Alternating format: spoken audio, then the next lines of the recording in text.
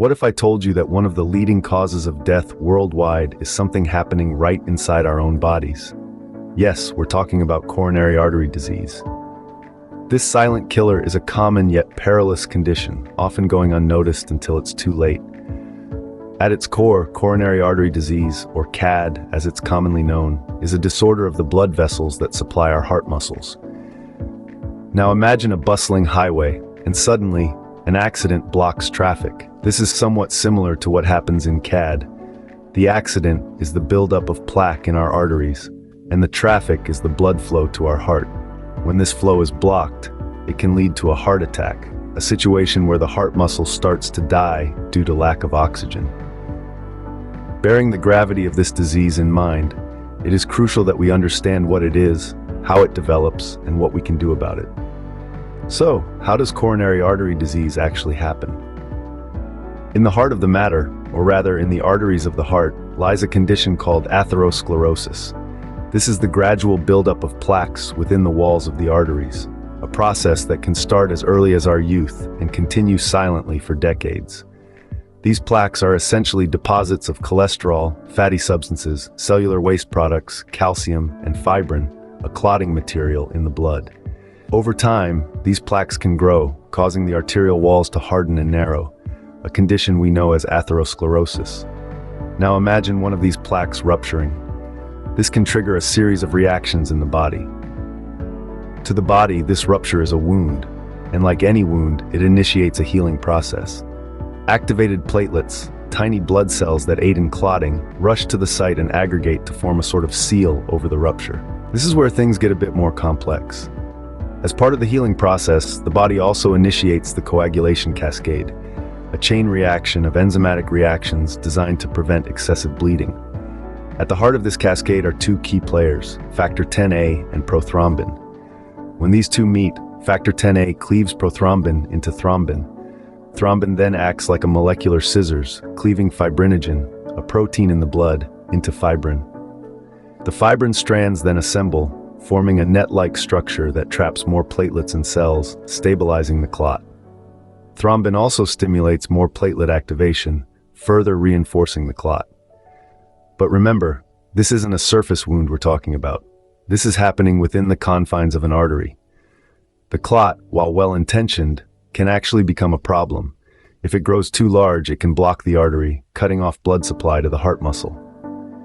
The resulting clot can then block a coronary artery, leading to a heart attack. It's a complex process that can be life-threatening. Among all these elements, thrombin plays a particularly crucial role. But why?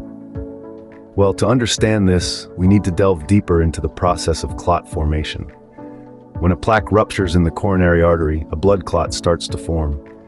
This clot is primarily made up of activated platelets and fibrin strands. Platelets, as you might know, are tiny blood cells that help your body form clots to stop bleeding.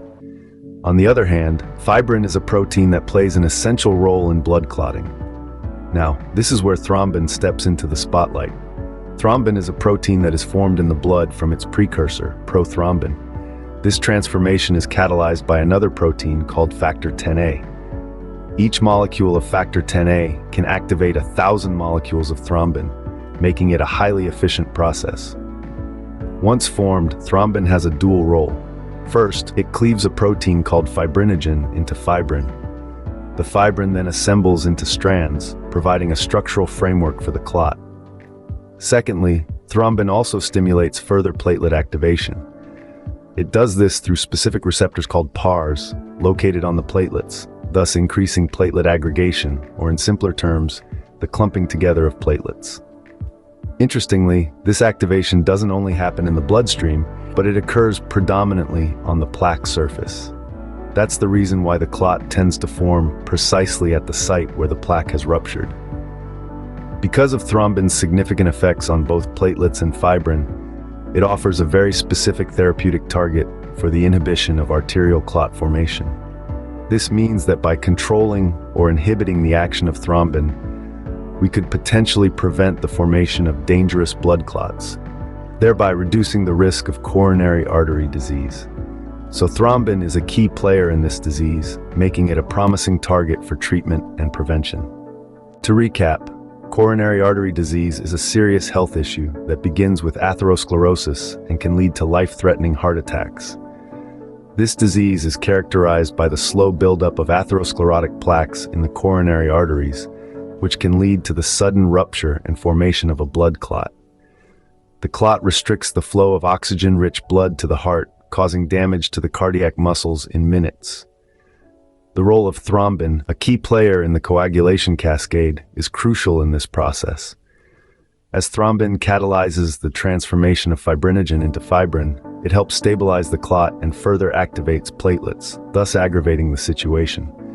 But the same thrombin, due to its influence on platelets and fibrin, also presents a potential target for therapeutic interventions. Ongoing research is investigating the reduction of thrombin generation as a promising approach to prevent heart attacks, strokes, or cardiovascular death in patients with coronary artery disease. Remember, knowledge is power. Understanding coronary artery disease could be the first step in protecting your heart health. Don't forget to subscribe, like, and comment to stay informed about critical health issues like this one.